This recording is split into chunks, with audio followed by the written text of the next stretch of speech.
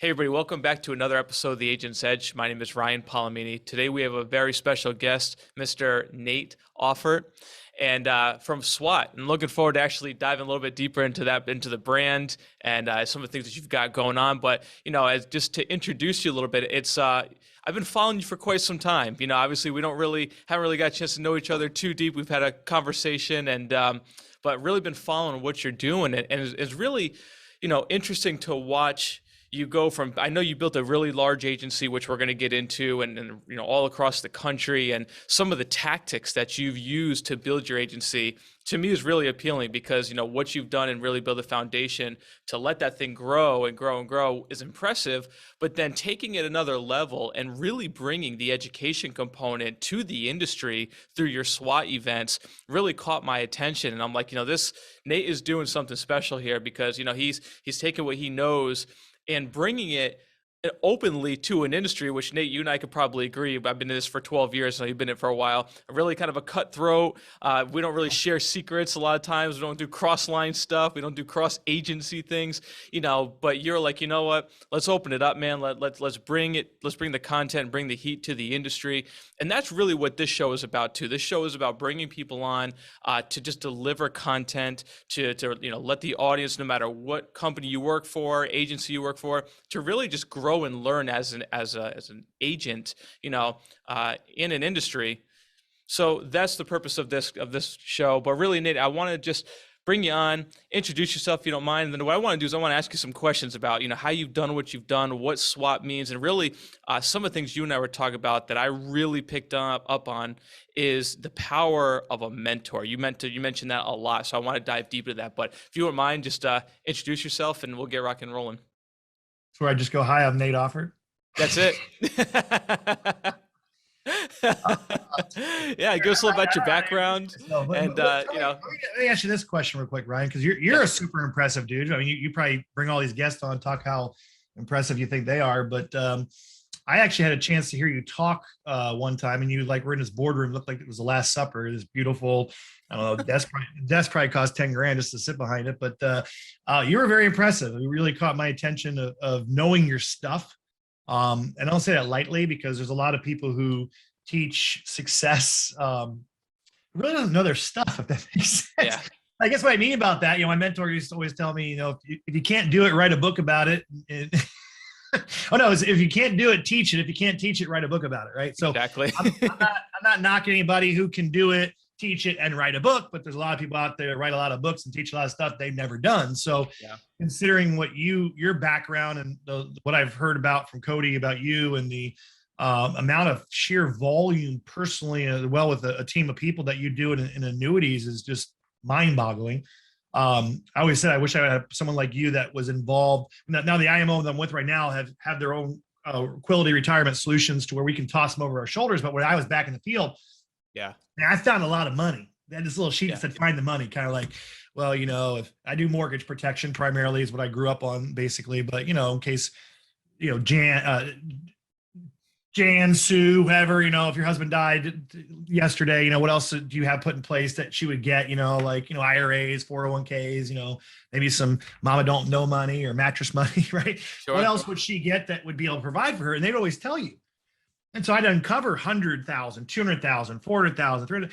And I just wasn't, I'm not the brightest guy, the sharpest knife in the drawer, as they say, when it comes to I want to learn from somebody who's done something, learn their techniques, duplicate their techniques, and be able to have the success that they had. And so I just never really got good in the annuity space. So, it's to hear the numbers that you're doing, which I don't know if your audience knows the numbers that you're doing. I don't know if you want me to tell them, but hundreds of millions of dollars of volume in terms of annuities is super impressive. So I'm grateful to be on your show. Hopefully I can bring some value. I mean, I think I should interview you and you should bring the value to them. You're always doing the interviewing. So I'm happy to be here. Yeah. Well, thanks for being on, man. No one's special, man. Just like you said, my information that I got from my mentor, learning from him and some other mentors that came in my life is invaluable because, there's an expression out there, Ryan, that you don't know what you don't know. Yep. And I don't know what I don't know. Yep. Until someone points out going, hey, you don't know. Then when you find out the things you don't know, it's amazing how your life can change because, like with everything going on, I know nothing about NFTs. I know it stands for non-functional token, but guess what? If I want to do NFTs, there's people out there that know about NFTs or know about cryptocurrency, who know about whatever, right? And I see so many people like, they get involved with whatever opportunity. And to me, it doesn't make a lot of sense. They either take a test, read a book, go research on their own and go out and try to do it. And they wonder why I don't have success. Well, I learned very early in my life that if you sit behind the straight A student, don't hold this against me. Maybe I heard this through a friend, right? And you position yourself where you can see their paper and what dots they're filling in. And on A, they fill in B, number one, they fill in the B dot. Number two, they fill in the C dot. Number three, and you're able to copy what they're filling in and miss one or two so it doesn't look like you copied. And they get their paper back and they get 100%, and yours shows up with a 98. It's not, whoa, look at me, I'm impressive. It's just like, hey, I was able to cheat. I was able to copy off of someone who knows what the hell they're doing. So, when I learned about that, the key is success, when we talk about mentorship, find someone who has what you want, do what they do, and you'll get what they got. Like, it was the first time in my life that after I struggled for years and years and years, when I heard that, I was like going, wow, like I cheated in high school. If you guys are listening, I know not all of you guys ever cheated before, right? Sure. I'm in the audience. I said, how many ever cheated before? And like 3 people raised their hand. I'm like, the rest of your guys are liars and cheaters. Now we know who you are, right? But whatever it is, in a good way, I realized that success isn't as hard as I thought it was, because I always thought it was something I had to become, which you do need to have personal growth, or I had to learn, or I had to become an expert at, when in all reality, I could just find somebody else who's already accomplished what I want to accomplish and just cheat and do what they do and learn from them. And I can have the equivalent or a percentage of success they've had based upon their knowledge. So I know for me personally, I overcomplicated it a lot. And I was broke for many, many years overcomplicating it. Yeah. No, and I agree with you 100%. I mean, you talk about the annuity side of the world. I started like you did. I spent my first 6-7 years selling mortgage protection, final expense. I didn't even know how to spell the word annuity, right? My upline, I was like, yeah, go find some money. And I was like, and do what? I was like, what do I say? What do I do? What the hell is an annuity? A lot of money, just didn't do anything with it. Yeah, right, exactly. And so, as I kind of made the transition, I did exactly what you did, man. I went out and found somebody that literally, like my mentor, does $20 million a year from his office and never left. We're running out in the field. I'm running house to house, knocking on doors. He's writing $20 million a year, doing a seminar, people coming to him. I'm like, that's the model that I want to model, And so, that for me has been a big help too, having a mentor. And I think that a lot of people, Nate, and you can probably back me on this, a lot of people struggle to find the right mentor. Maybe they look at their upline as the mentor. Maybe they don't have the same values as their upline. So Nate, fill me and tell us a little bit about your background getting into the insurance world. When you got in, did you have the mentor you have today, or was it something that's evolved over time? Tell me a little about that, the beginnings of there. Yeah, I think it was Grant Cardone said, if you can't afford to get in the room, figure out a way to serve water. I think that's what he said. It's crazy. Yeah, I think it was Grant. I think Grant Cardone said that one. But it was, I don't want to go back too far. Back when I was about 3.5, I'm just kidding. I didn't graduate college. We'll just leave it at that. And if you guys have heard any of my other interviews or podcasts, I don't want to bore you with the same details. I did talk about some other stuff, but I got drug into a network marketing company. I tried to leave the meeting, and then they started wheeling in this TV when they started talking about all these individuals that had success, that had horrific backgrounds, like, pot and pan, door-to-door salesman, social worker, preschool teacher. They were all making 30 grand a month. And back in, 1996, I was like, whoa, 30 grand a month was like mind blown. Right. And when you get involved in the insurance industry, that it's weird how your perception of money changes. Like 30 grand a month, that's okay. I mean, that's a decent month, but if you're with the right, company, IMO, mentor, whatever case it may be, and you have leads to work with them. So I was trying to get out of there. They were talking about environmental products and health nutrition. I wasn't really a big health nut. The bottled water wasn't even on the scene yet. You go to the grocery store and they had the distilled water for your mom's iron. If you remember back in those days, I don't know how old you are. I'm dating myself. And when my mentor, the gentleman who eventually became my mentor, he came on the screen. He's standing in front of this, $500,000 car, which I didn't grow up with any type of money. You always thought money doesn't buy happiness. And I used to think, well, neither does being broke, because I've been broke. It doesn't make me happy, and he got his arms folded and he's like, where are you going to be in the next 5 years if you keep doing what you've been doing?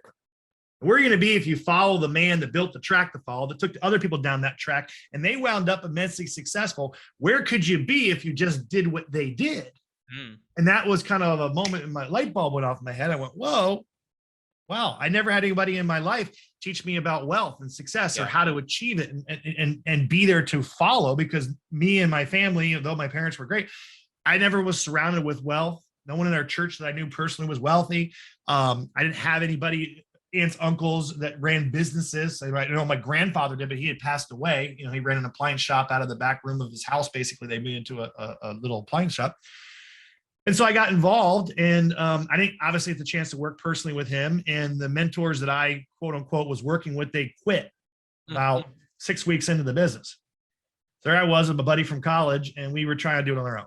And we failed miserably, you know, went broke, went $100,000 in debt. I mean, we were living long. I mean, I was a poster child for, you know, why you never want to do network marketing. You know, I was that friend you knew, right? Like, oh boy, dropped out of college, I don't want to do it. But then you have people that make millions of dollars in that industry. So when I met my mentor or got a chance to work with him personally, it was by accident. My upline won a contest. They couldn't go for whatever reason. I was friends with them. They said, "Do you want to go?" And I just remember, I mean, it was like, I was just in awe because, like, you know, I walk into his house, he had like 10 homes across the country. And back then it was cool to make a lot of money and to show it off, you know, call it back in the 90s, you know, he, $10 million, $20 million mega yacht. He had 32, you know, I don't know, Lamborghinis, Ferraris. I think it was like a huge collection of these exotic cars and 110 boats and, you know, 10 estates across the country. I mean, I walked into his house and he had this crystal in the corner. It was probably, I think it was like worth $250,000. It's just ridiculous. He's making $1 million a week net after paying for his pilot and paying for his full crew on the boat. He had a Harley Davidson, like 75th anniversary edition, $100,000 bike. It was an ornament above his door. Like, you know, someone would go to Target and buy like whatever that was hanging, it was above his door in the spot. And so, like, I followed him around, man. I was asking, like, what about this? What about that? What about this? What about that? And, like, I was like one of those annoying people because I was like, man, here's my chance. Here's a guy who's made $1 million a week doing what I'm trying to do. Right? Here's my shot. I don't know if I ever get the shot again. And the next day we went to his corporate office, and back then you would suit up and everything. I never forget. He never lets me live it down. But like, I showed up in my brand new Sears suit that I got, you know, and I forgot my dress shoes, so I showed up in flip flops. Like, hey, nice shoes, Nate. And I went and asked. I share a story a lot for a reason. I asked for his pager number because back then pagers just came out. Yeah, you know, remember you could turn them up and write hello or 911 in the back, you know. And he goes, well, let me ask you a question. Hey, how much volume have you done so far? And I was in the company for like 3 years. And, you know, it took 20,000 to hit a director level. I'd never hit past supervisor. And so I used to call myself a stupid advisor because I was like the longest history in the company of being stuck at a supervisor.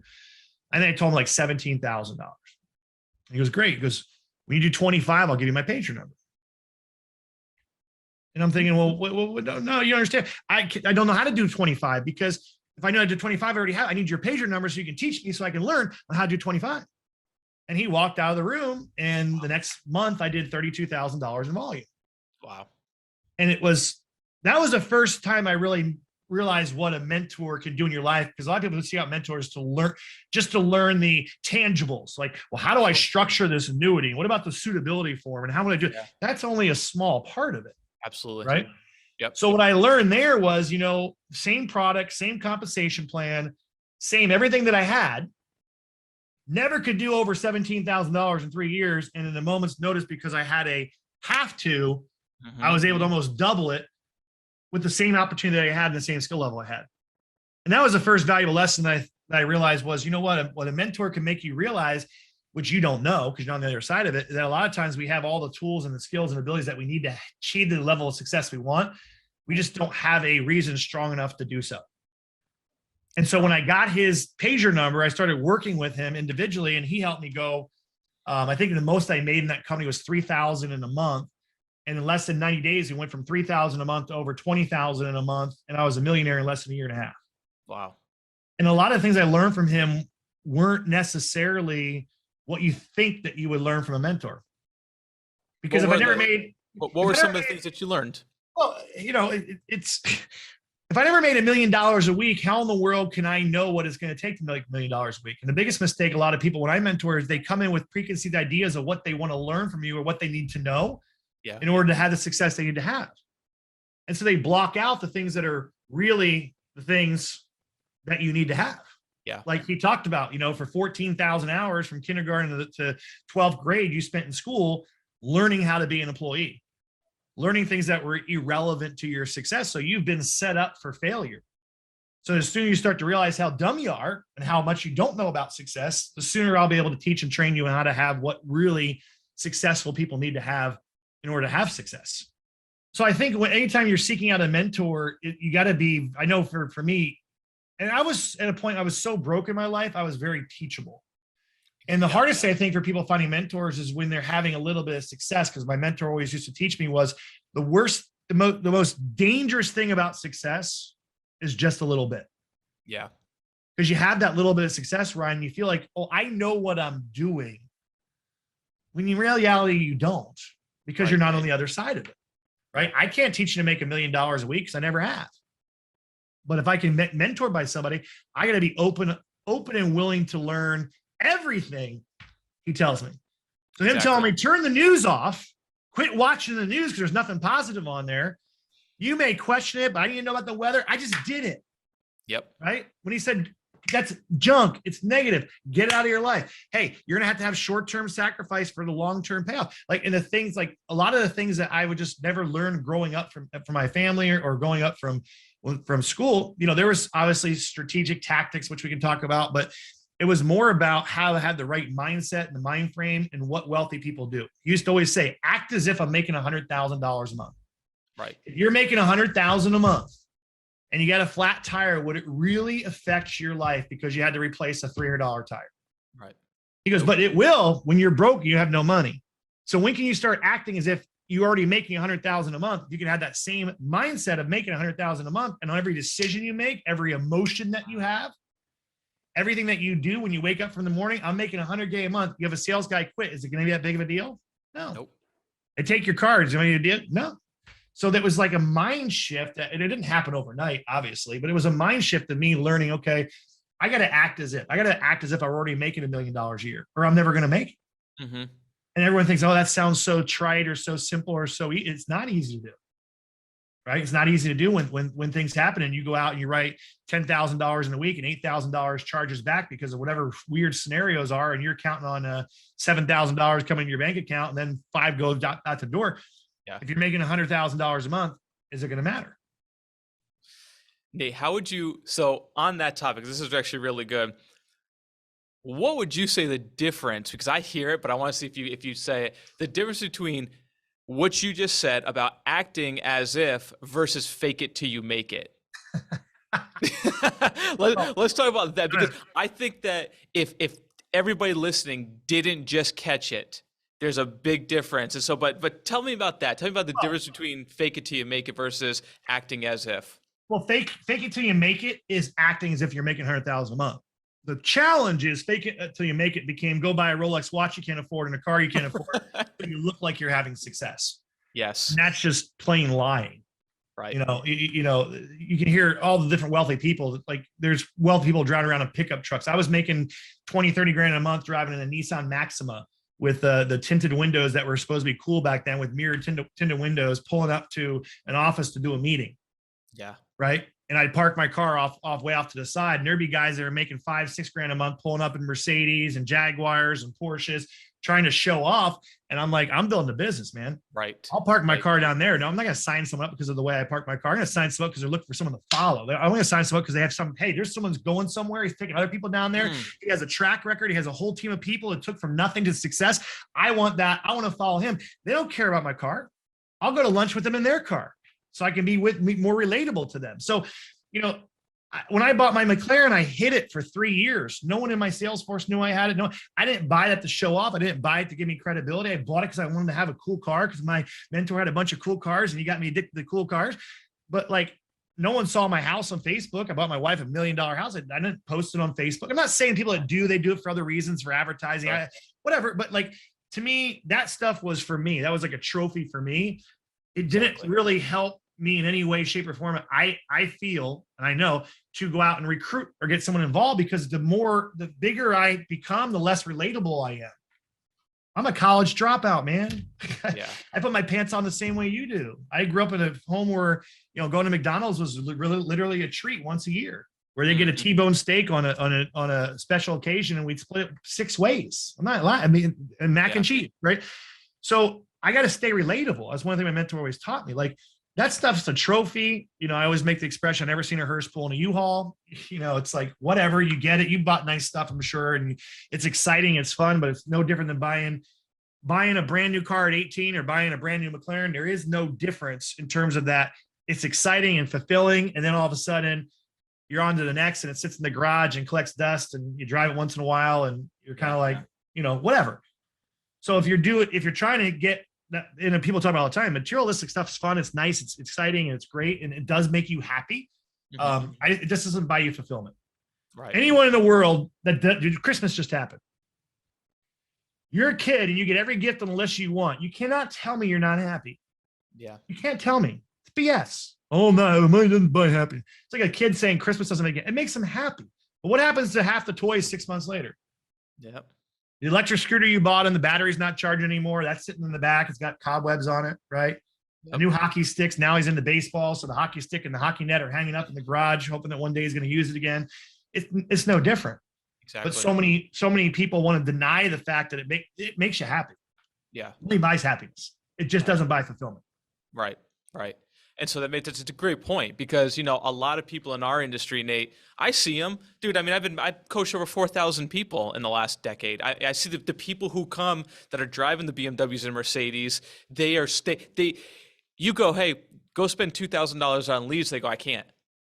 But you can afford the BMW. I mean, it's the priorities. They can't afford it. They can't afford it. That's why they're driving until you make it. They're pretending they can afford something they can't, which is exactly. It's backwards. It's ridiculous. What I hear from you that I think is so important and is really the mindset of how to be a business owner versus a salesperson, right? Because your thoughts are, yeah, you gotta fake it a little bit till you make it, but the mindset is so much different than the agent that's out there just chasing a lead. There has to be something bigger, and the mentor is what can get you to that level, because they're going to change the way you think. And that's, like when I coach people, I know listening to you, you're all about the same thing. When I coach people, I go read the product guide. I'm not going to teach you how to sell an annuity through a product. I teach you the mindset and the systems behind getting to massive productions and getting in front of the right kind of people. And you do the same thing. I'm listening to, as you recruit, it's not about the stuff. It is about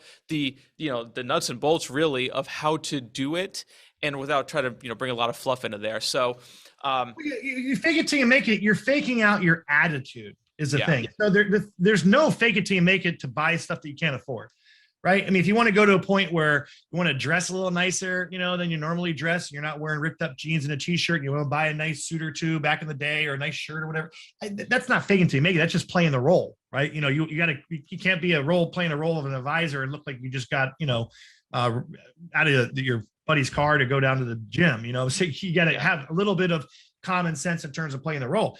But the fake it till you make it is faking that. Like my slogan this year is be the best you in 2022, right? Or a new you in 2022, depending on where you're at. Yeah. So if you feel you got to a good level, how can I I don't need to become new, I'm going to become the best you in 2022, or a new you in 2022. Right. So if you haven't had the success, you don't have the best thing my mentor said to me, he goes, we were at a training as before I personally was mentored by him, and we're sitting there, and he goes, I don't know who you guys all walked in here today as, but what I do know is you can walk out of here anybody you want to be. Wow. And the only people that are going to give you crap about are the people that know you well, and screw them. It ain't going to matter. Like mom, dad, brother, sister, not in a bad way, but like, don't worry about what they say. Because you can walk out of here and you're not confident. You borrow mine and you can be confident, and no one's going to know. You get to fake them out. I'm confident. I mean, he said, how do you know when someone's confident? Do they tell you? Do they have a degree? Is it in their pocketbook? Is it based on the car they're driving? Or is the way they shake their hand, the way they look in their eye, and the way they talk, the speed of talk, and they're confident? So I started to learn how to fake being confident until I became confident. I learned how to make decisions quickly and not change, making them. Most people contemplate, think and grow rich. People contemplate, to evaluate, to consider, to discuss before they ever make a decision. 97% of America. Only 3% get wealthy. They make decisions quickly and change them slowly, and they're okay with making the wrong decision because they're going to learn from it and they're going to adapt and overcome.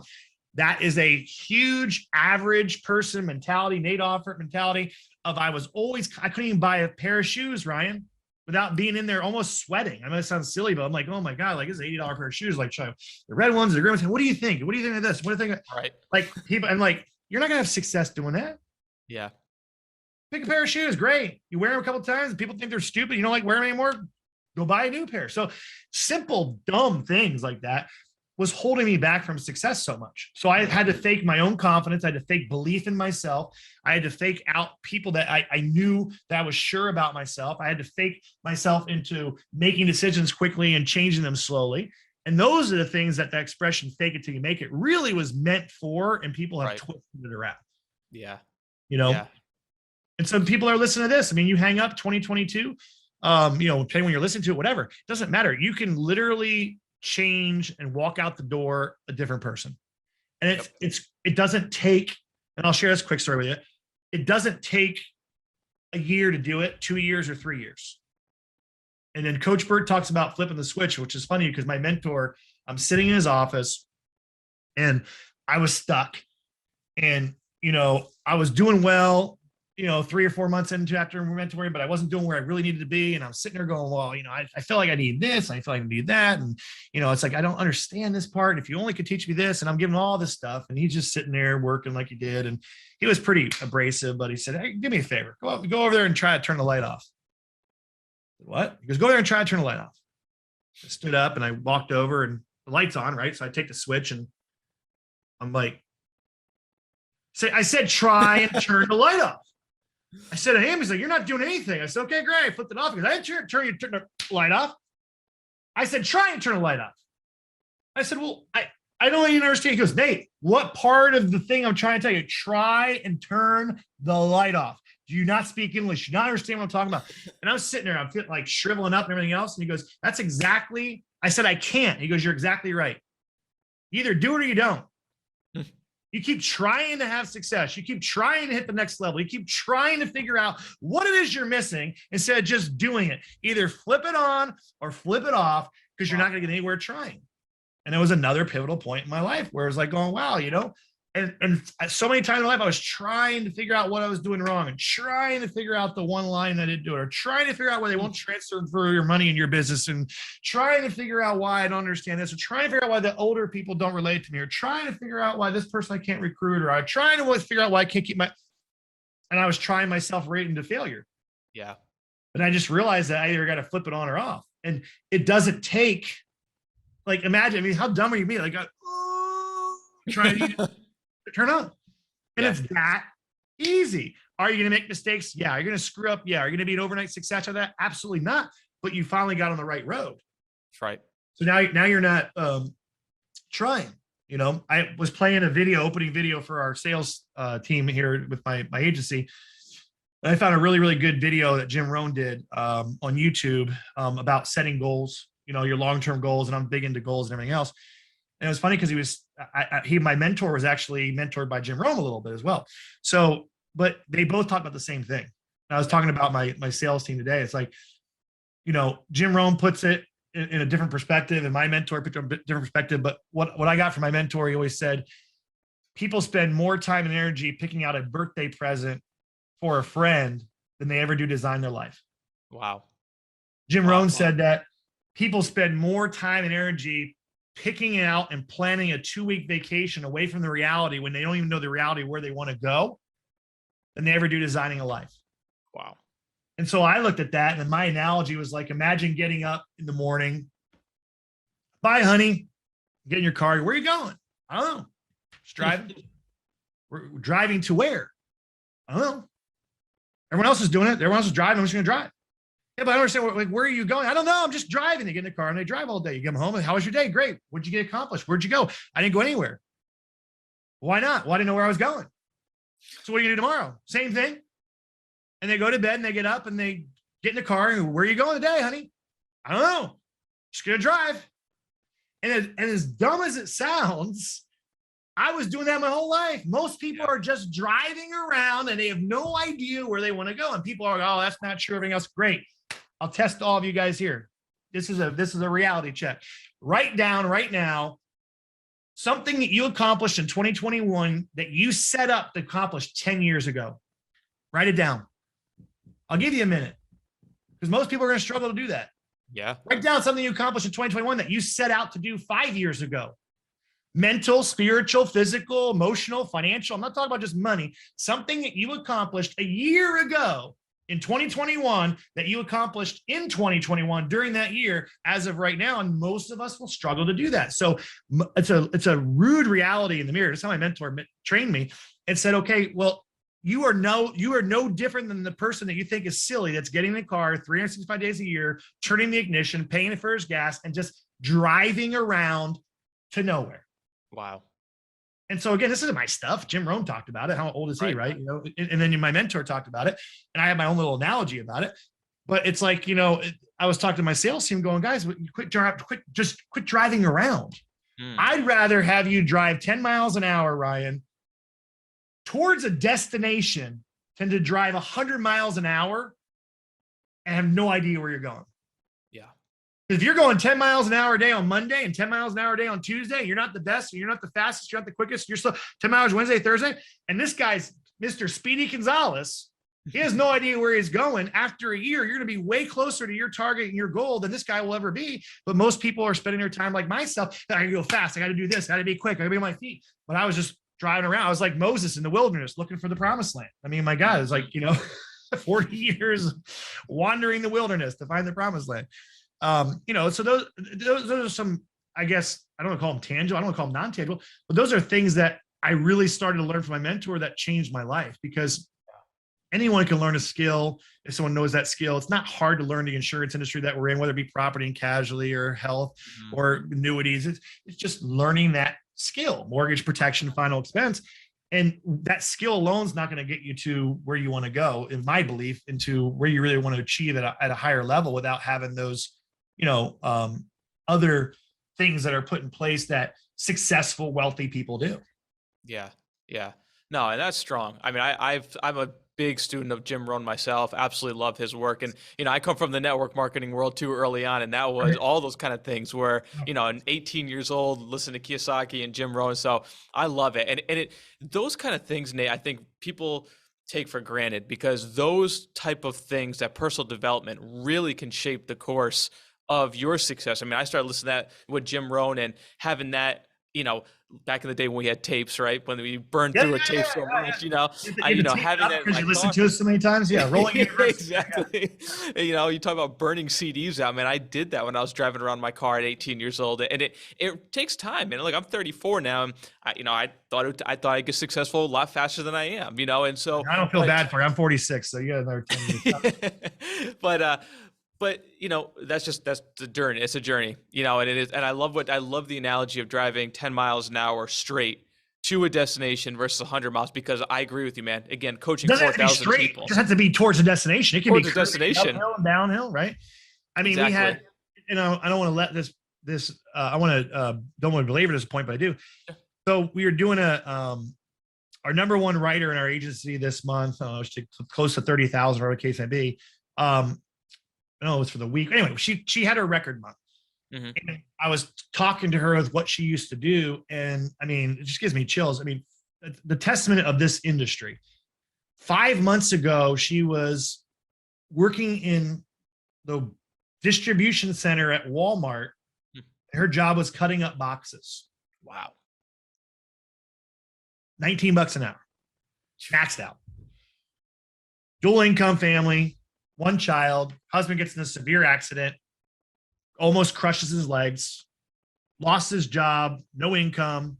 All of a sudden, she wakes up in the morning and she's 100% solely responsible for her entire family's financial future, working at Walmart in the distribution center, cutting up boxes. And 5 months later, she's on track right now to earn a 6-figure income in the mortgage protection business that I'm in. And I asked her, without calling her up ahead of time, she didn't know she's going to be on the call. I said, what was the main difference? What do you think that you did that got you to where when I talked to you 5 months ago, she was shaking on the Zoom meeting, could barely speak. And she said, my first call, I announced my own name wrong. She goes, this is Jennifer Deeker. And then her husband's like, her name's Decker. And her husband goes, did you just tell them your last name was Deeker? She goes, yes, I'm just really scared, nervous, and freaked out. Like I'm like, I'm so out of my element. And, you could expect, what was it? Oh, it was your 10-step system with the videos teaching you about the product and this and that. And everything. That's what she said. I was so like happy. And there's other people involved for 6 months that came back from a sales background. They can't, sell north of $10,000 in a month. Right. Yeah. And you know what she said? She goes, I never knew the power of personal growth. I said, what do you mean by that? She goes, I just started to, I listened to what you told me. And I just got finished listening to the audiobook on Think and Grow Rich, How to Win Friends, Influence People, Power of Positive Thinking. Those are the books my mentor turned me on to right away, was Think and Grow Rich and How to Win Friends, Influence People. And she goes, I just never had a formula to where confidence came from. And now I understand how I can develop my confidence. And so I had this frail, shy, insecure, scared girl with her skill set was cutting boxes at the wall. I'm not making fun of that skill set, but it has nothing to do with our business. Sure. To where she was in our top 10 rookie writers in their entire organization within less than 5 months. And she now has I said, how does it make you feel now you have a skill set knowing no matter what happens in your life, you can pick up the phone, get on the phone, and make over $100,000 a year? It's like a tear almost came to her eye. Now, did the 10-step stuff that we have put in place, did that help? She has to learn the skill. Of course.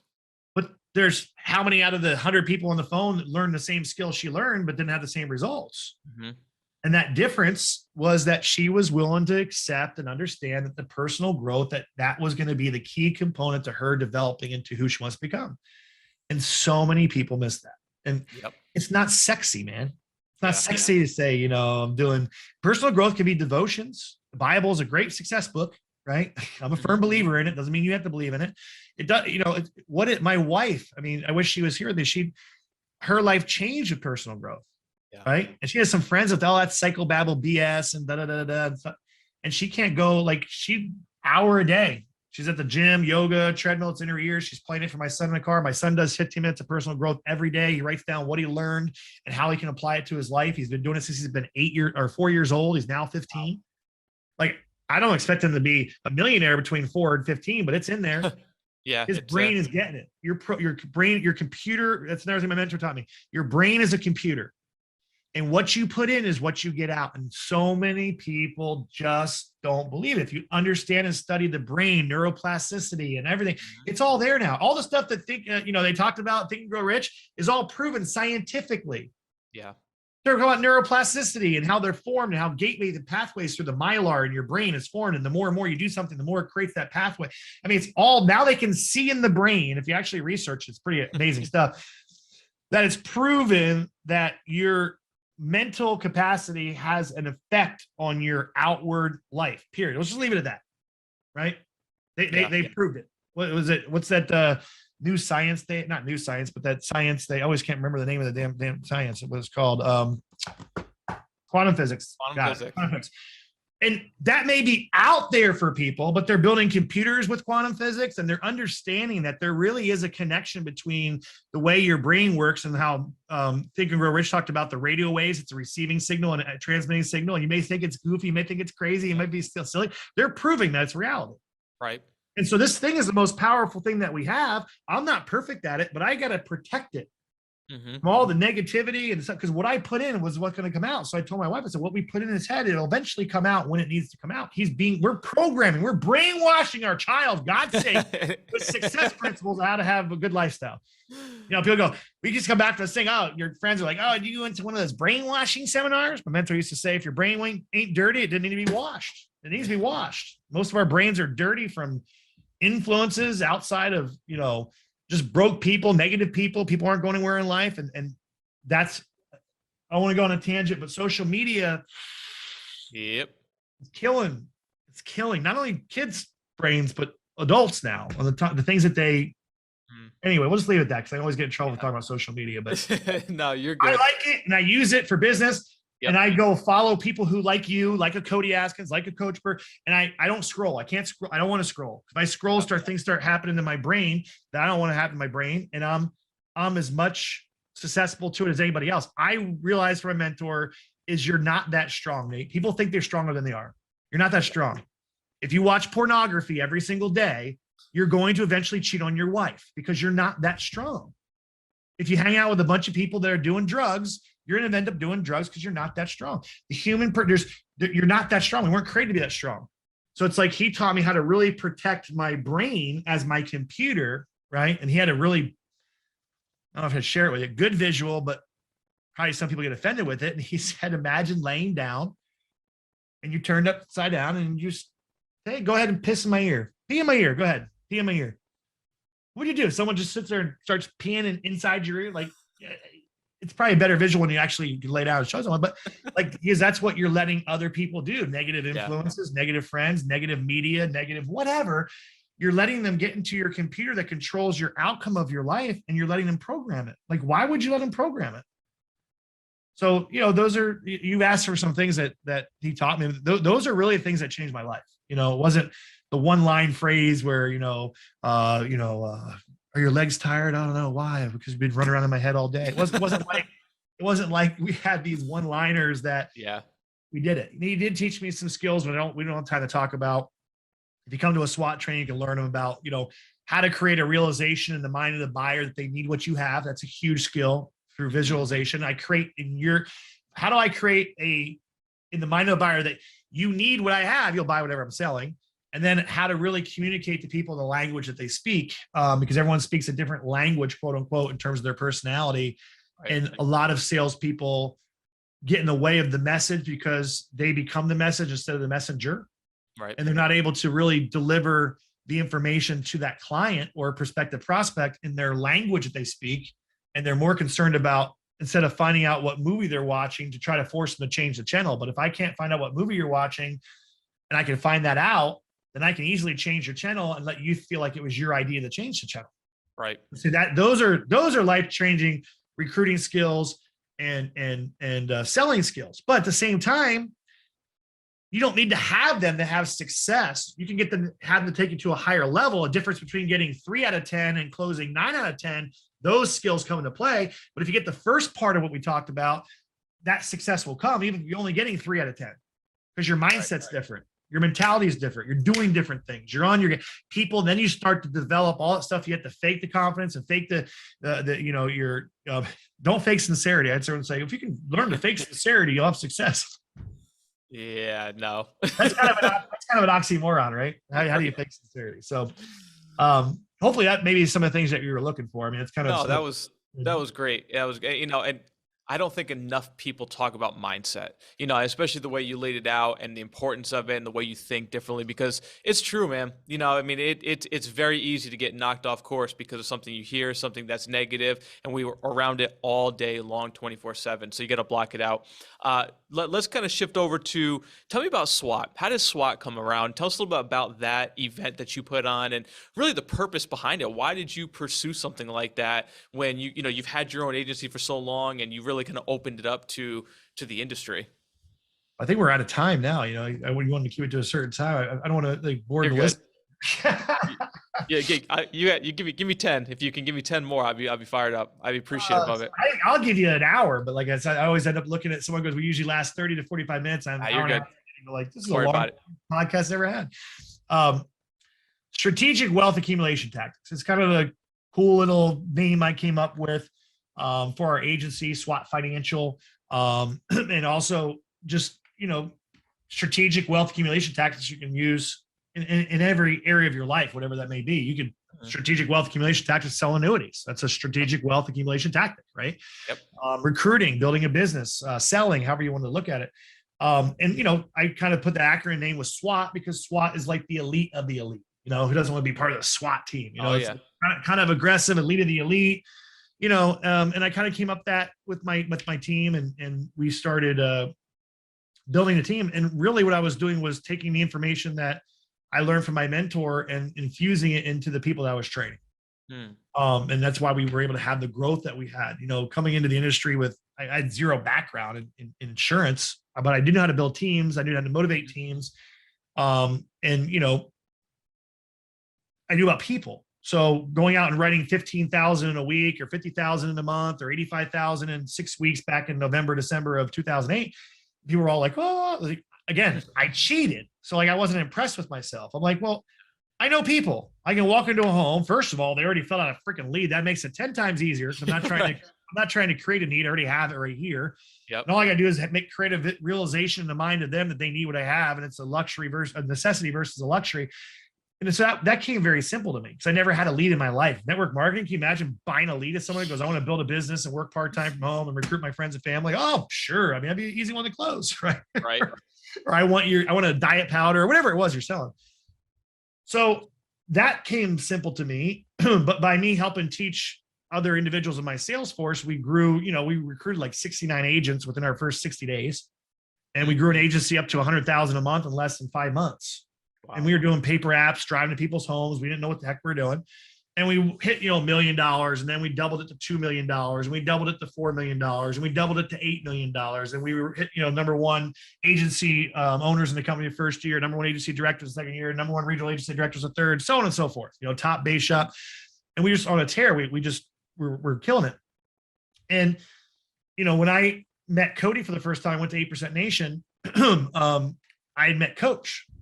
And he was in the VIP thing. I walked with Coach. I said, hey, listen, I need you in my life. I hired him as a coach immediately, developed a great relationship with Cody. I'm trying to go really fast here. And they came to one of my events and said, hey, we're doing a kickoff for our team, you know, our agency. Would you mind coming and speaking? And so Cody said, absolutely. He'd come, and Coach came. And we did the whole 2-day event.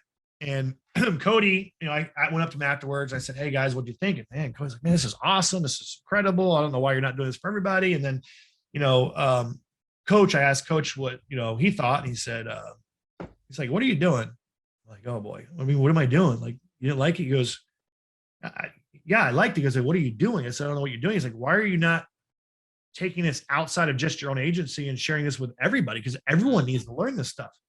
Everybody needs to know the stuff that you're teaching about what you're teaching at this high level. It's like, not only in the insurance industry, he was even talking to me the other day, he's like, in any industry. And it's the reality. It's not my stuff, right? Yeah. It's not, I can't take my stuff. There's 2 people on the planet that's licensed to use my mentor's material, and I'm one of them on the entire planet. Just so happens that he lives less than a mile down the street from me now too.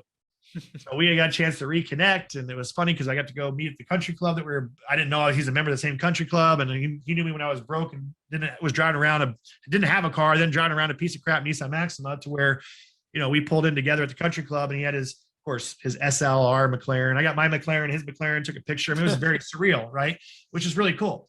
And so I really actively pursued having him back in my life, and he lives down the street, and he's, you know, coaching me again, which is pretty awesome. And he actually showed up at my last event.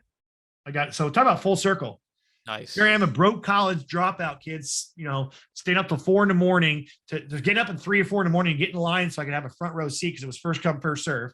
That's another thing. People go to events and they sit in the back. I just don't get it. Now let's go to the Super Bowl. We're going to sit at the back. Yeah. So the same people that if you gave them a choice between sitting in the front and the back of a concert or a Super Bowl or any sporting event would all pick the front. For some reason, they think for their financial Super Bowl, they're going to sit in the back. Yeah, sorry. I mean, I don't get on it, but I don't get it. Like, it doesn't. Common sense was one thing my mentor said. Common sense is so not common. It should be a superpower, right? I go to an event. I want to go to a concert. Where do I want to sit? Up front. Someone came and go, you want to sit in the front or back? Front. Super Bowl. You want to sit on a 50-yard line or up in the nosebleeds? 50-yard line. Hey, you're going to an event. You want to sit in the front and back? Oh, I'll just buy a general ticket. I just want to make sure I'm there. So you care more about watching a millionaire play a game than you do about your own financial future? That doesn't make sense to me. But that's why they're where they're at financially. That's right. Right. So, you know, what's cool is here I am sitting on the third row with, you know, for my mentor, and then full circle coming around. Oh man, 20 years later, I'm sitting on stage with him while he's training the people in the audience. And that was really a cool experience because I've always been watching him train, and to be sitting up on stage with him and feeling the audience. If you ever spoke around, you understand, feeling the audience and feeling the energy and watching people's faces was a whole new level of experience to me because, you know, I'm up there with my mentor would fill a Coliseum at the MGM Grand Theater, 13,000 people. It was my second training I went to. 1996, no internet, no social media. 13,000 people filled into the MGM Grand Stadium and paid $1,000 to $3,000 a pop to hear him speak for 2.5 days. And here he is sitting next to me. What, a couple hundred people are in the room that paid maybe, $500, $2,000, $1,000, whatever ticket level they got, $700, whatever ticket was. And I got a chance to experience him teaching for 2-3 hours and me being on stage with him. It was just mind blowing. And I learned so much because the things I used to see, because sometimes like he's very, he doesn't mince words, and he says it how it is, which sometimes people don't like. And sometimes your feelings of what you think or believe or feel get in the way of what someone else really needs. And so every time he'd say stuff, I'd be like, oh my God, sounds good. And to be able to be on stage and see maybe 1 or 2 people that were reacting like me when he said something, and the rest of the entire audience sit up in their chair and be like, I was like, whoa, my own little feelings of how I feel and what I was brought up and what my beliefs and trigger mechanisms is not the same as everybody else. And 90% of the people just responded awesome to what normally I would be like, and cower from. Right. And that's a huge difference too, because it gave me more confidence of really seeing about, the stuff that he teaches and everything else. So it was pretty awesome, full circle. So we now open it up to everyone in the insurance industry. I mean, you go there, you don't even know it's an insurance conference. I mean, it's not like we sit there and talk about the disability waiver premium and disability forms, and, what the return of premium looks like on the Americo app versus 100 versus HMO, CBO, whatever it is. We don't even talk about any of that. I mean, the stuff that we teach can be universally taken into any sales position, a relationship, raising your kids. It's all the same sales skill. Yeah. How to deal with people, right? How to help people come to a decision on their own and make it feel like it's their idea. How to have a win-win. Because the last one we did with Millionaire Workshop, and I talked about, chess, and the objective of chess is to, formulate a plan, right? Know your opponent, formulate a plan, and then your goal is to be able to, capture the king, right, at the very end. Well, negotiations in chess, the difference between chess is that there's always a winner and a loser. In a negotiation, you have both can win. In chess, you sometimes have to make sacrifices for the ultimate goal. Same thing in a negotiation, don't you? Yeah. Right. Yep. You can win in chess with less pieces than the other person, can't you? You can do the same thing in a negotiation. So skills like that he taught me, and I didn't grow up learning, again, changed my life to where I went from network marketing, made millions of dollars, got out of that, went to credit card processing, made millions of dollars, got out of that, and came into insurance and made millions of dollars. So 3 different industries, same skill set, same things I learned from my mentor, applied in 3 different industries, all with the same result. And every time was more money than I made before in the same industry. So is it the industry? Is it the product? Is it the compensation plan? Or is it you? Is it me? Is it us? Exactly. So I figured I had to work on me. And if I learn those things, I have a competitive advantage. So now I'm going, hey, I'll give a competitive advantage. Why? I had a mentor come to my life and change my life. If I can be, and again, I'm not the only one there, Ryan. I mean, I got Cody Askins there, Pete Farm. Everyone that's there is qualified. That they have done what they're teaching, number one. So it's not a bunch of motivational speakers or some guy publishing a book that he wants to talk about. They've done it. If Pete Fournier went out and wrote $100,000 in personal production and life business in 1 month, he can show you how to do 10. If Cody Askins took a video where I always show, he hates me for it, where he's in a squeaky little chair on his first YouTube video, go watch it and like it. And say, Nate, don't send me here. Say, if you're watching, go to YouTube channel for Cody Askins, watch his first video and put in the comments, Nate sent me here. It'd be kind of funny. Like, hi, I'm here to teach it to where he's going to do 20 million in revenue and 5 years later. Yeah. He's qualified to show you how to scale a business. Yeah. Right. So on and so forth. So I don't want to leave people out that are talking. So I bring in speakers to teach you what they've done that have the actual path, an actual way, and tangible strategic wealth accumulation tactics to show you how to get there. So it's not just about Nate Auffort, but I bring to you a piece of the puzzle that my mentor brought to me. And so I truly believe, which it's done very, very well. People all the time, well, what if I don't know if I want my agents to come? Someone we might try to recruit them. It's no recruiting environment, which I think is silly too. I have a beautiful wife.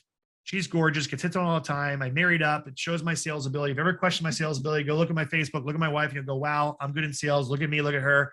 I had no money when I met her. I was actually broke. Okay. So that shows the sales ability that you have. But the thing is that I forgot where I was saying now, because I was saying the ability to learn those strategic wealth accumulation tactics can be applied to any and all businesses, especially this business, right? But I truly believe, like I said with my wife, I'm not worried about going to 8% Nation or going to these conferences and people stealing my agents. I never lost any agents to another higher comp plan or anything else. It's kind of like, if I can't lock my wife up and not let her go to the gym because guys hit on her all the time. Mm-hmm. That's another thing. If I'm not providing to my wife what she needs, because if you ask my wife physically what she likes, that's at the gym, not here. Ask her. She'll be honest with you. Big muscles, stronger, not here, at the gym. But am I worried about when she goes to the gym every day? No, because if I'm providing her what she needs on the other levels, which are more important than just the physical, then she's going to be with me. And if I'm not, she's going to leave me anyway. Right. So again, what's an internal locus of control or external locus of control? Oh my God, I don't want to go to the gym because I'm afraid I got to hit her. Or do I need to become the best husband I can be so she's never going to want to leave me because she has the best man in her life? And that's what I strive to be. And that's who I am. That's why I got her. That's why I'm not worried about it. Same thing in your business. Are you worried about your comp plan or the hierarchy or your upline or this? Or oh my God, if you become the best sponsor, the best mentor, the best person, they're going to have fulfilled what they need. They're not going to go somewhere else because of a contract. But anyway, we don't do any recruiting on that level scale. I truly believe there's 300 some million people now on the planet, and everyone above the age of 4 weeks for a children's policy, 4 weeks old, I think, with Mutual Omaha, I think 2 or 4. Every single person on this, not in the planet, in the United States of America, we have 300 million, not planets, billions. You needs our product. Yep. Whether it's property and casualty, every business owner needs that product. Whether it's health insurance, every person needs that product. Whether it's life insurance, everybody needs that product. Whether it's annuities, everyone needs to protect their retirement and their investment. You name it. In our industry, if car insurance, everyone who drives needs that product. Anything in the insurance industry, they all need that product. And there's enough of money to go around in the $1 trillion industry that I'm not worried about teaching somebody outside of my downline that I'm not going to make money off of them how to have success, because it will come back full circle. The people who've already been coming to SWAT have brought me more, not directly, but indirectly have brought me more wealth, money, and other things besides money into my life. That investment of my time and energy for their $500 ticket or whatever it was has turned tenfold into my favor. So I always believe what you put out, you get back. So to me, it's like, if I could just be the person to help create an army of people that are really on a level that they can really execute at a high level, we all win. We all win. I mean, it's like, I don't make money on you. You don't make money on me. But if I bring value to one of your listeners, guess what? That's a token in the bank for the Karma Bank. Yep. Hey, exactly. I spent an hour out of my day, 0 interest. You're not paying me. You're not getting paid, but I can have value to that person's life. That, and to me, the universe will reward me tenfold on that. Yep. So every impact I can make in someone else's life, whether I receive immediate, that's what people don't understand about success too. He said, and I'll end with this one. Most people judge success based upon immediate results, tangible things that they can see. And the thing that most people don't realize is that 90% of success you're not going to see until a later point in your life. Yep. I don't know if it's 10 years, 20 years, a year, 10 months, or a week, but the things that you do, the farmer that plants the seed does not see the growth and the tree and the harvest immediately. And so many people get caught up in that thing. So almost getting a lead and selling a product and getting a policy issue paid and getting a deposit in your bank next day is not success. That's just you're just doing it, right? That's not where you're going to get your long-term success on it until you create systems and everything else. So it's about having that ability to realize and understand that everything that you do, you're piling up, like he called these tokens of the Karma Bank, where I may not see it now, but eventually it'll come back to me. I don't know what shape, way, or form it'll come back, but it will come back. So if you really honestly, truly believe it, then you can live your life that way. And that's what pisses people off. They go, I don't understand why he's having success all of a sudden. Well, he's not having success all of a sudden. He's been all of a sudden in for 10 years, planting the seeds, Right. filling the Right. soil, pulling the weeds, watering the roots, pulling the weeds, replanting when the locust comes through, replanting when the drought comes through. And he's been working his ass off, farming and tilling the ground, clearing the foot. And all of a sudden now you drive by his farm and see all this big, huge apple orchards. You go, oh, look, he must have been lucky. And that was, I mean, I just dressed up as a farmer character and did a character similar to that the last SWAT training. He would dress up with different characters and teach us success principles. And that's the kind of stuff that got me here. Or else why I wouldn't do this. There's people right now that wouldn't do this because they're like, well, how much you pay me? What am I getting out of it? Right. I'm not looking at what I'm getting out of it. I just put an hour of tokens into the Karma Bank, which they will reward me. The universe, God, whatever you believe in, again, will reward me for me taking time out of my day to teach you what my mentor taught me or help have some type of impact. It will be rewarded. And I know that without a shadow of my doubt. And I don't need to have someone tell me yes or no, or you're crazy, or you're believing some psychobabble, whatever. Because if I look at my life now versus where it was 10 years ago or 20 years ago, it's been rewarded. Absolutely. And it continues to be rewarded. So you got to keep sowing the seeds. If you sow the seeds, the success will be there. Just don't think, don't live in a microwave society. Everything's so instant. I mean, my God, now it's worse, man. Instant everything. Yep. Before you meet a girl, you have to wait like a week before she got your letter. Then the phone came out. You know what I'm saying? Like, seriously, right? You write letters back and forth.